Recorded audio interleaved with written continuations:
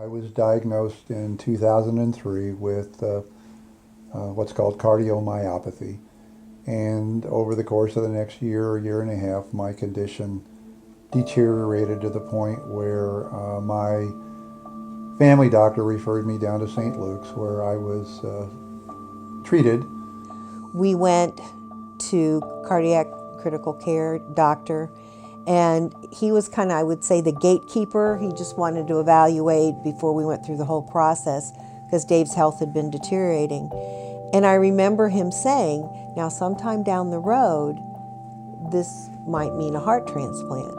And I was transplanted over the 4th of July, I don't know if it was a weekend or not, but anyway, on July the 6th of 2005, I received a heart transplant.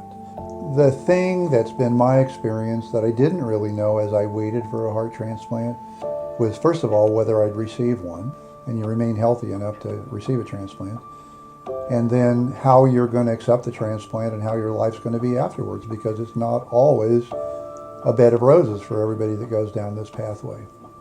In my particular case, I've been very fortunate because I've not really had any complications to amount to anything post-transplant. I recuperated well. I would say within 18 months, I felt like I was as normal as I could expect to be. I would say a mentor for me was probably my daughter and some close friends. We would kind of, if I needed to talk to somebody. I still remember this. Dave was in the hospital having his ICD implanted, his pacemaker. And Courtney had been a biology major in college but didn't want to teach. And so we were sitting in the waiting room waiting for Dave's surgery to be over, and I had to ask some really good questions to the doctors. And I said to her after the doctor walked out, I said, have you ever thought about being a nurse? And she went, Mom, that's exactly what I'm thinking about. So as a result of Dave's heart problems, our daughter is a cardiac critical care nurse.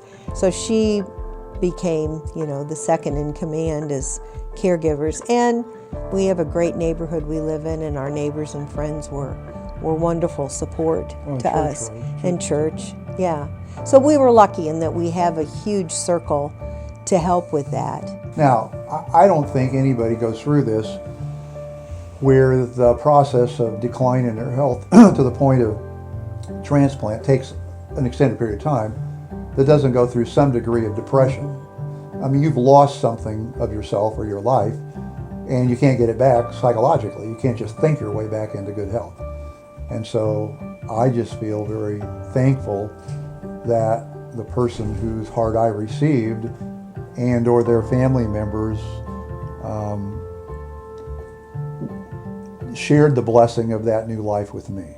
Because if it hadn't been for their generosity in that regard and their selflessness, I wouldn't be sitting here having this interview today.